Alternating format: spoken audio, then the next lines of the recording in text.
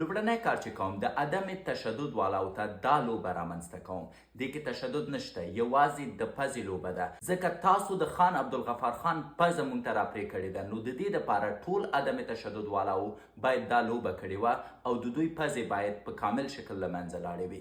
د بلې لوري د ګل خان او د ګل مرجان دپاره مې د څپېړو لوبه رامنځته کوله. دواړو ګل خانانو او ګل مرجانانو ته مې ویلې چې لاړ شئ تمرینات وکئ او فکس 3 میاشتې مې دوی ته وخت ورکوو، لکه څنګه چې په یو بل باندې بیرقونه اچول، یو بل ته عینکې ورکول، یو بل سټل، همداسې مې وخت ورکوو چې ښه صحیح په تمریناتو کې ځان قوي کړي او وروسته د دې چې قوي شوه راشي په څپېړو کې د یو بل نه ګټونکی شي.